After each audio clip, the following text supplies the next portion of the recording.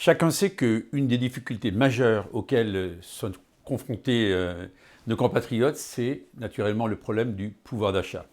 Le pouvoir d'achat qui d'ailleurs est impacté fortement, il faut le dire, par l'augmentation du coût de l'énergie et singulièrement par l'augmentation du coût du gazole, de l'essence, pour tous ceux qui n'ont pas le choix et qui, pour aller travailler, doivent emprunter leur véhicule. Et donc, il y a une mesure importante qui a été décidée il y a un mois. Et on n'a pas beaucoup reparlé, mais si j'en parle aujourd'hui, c'est que c'est une journée importante.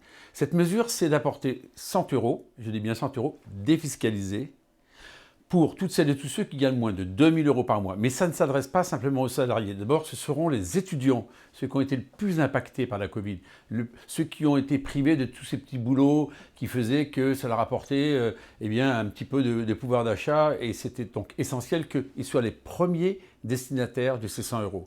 Puis viendront tous ceux qui sont en recherche d'emploi, viendront naturellement tous ceux qui ont des bas salaires. Et tout ça va s'échelonner dans le mois de décembre. Et ce sont les retraités qui, à la fin du mois de janvier, verront arriver cette prime exceptionnelle de 100 euros qui contribuera, je dis bien qui contribuera, ça ne réglera pas tout, tant s'en faut, contribuera à faire en sorte de maintenir leur pouvoir d'achat. Donc c'est une mesure essentielle, c'est une mesure qui s'applique une fois de plus à tous ceux qui gagnent moins de 2 000 euros par mois. Si dans un couple, il y a deux personnes qui gagnent chacune moins de 2 000, eh bien, il y aura 2 fois la prime de 100 euros. Elle a l'avantage, vous avez bien compris, qu'elle n'est pas donnée à ceux qui ont beaucoup plus, mais elle est donnée à ceux qui ont le plus besoin. Ça va coûter entre 6 et 8 milliards d'euros, puisque ce sont 38 millions de Français qui sont concernés. 38 millions de Français. C'est une mesure puissante.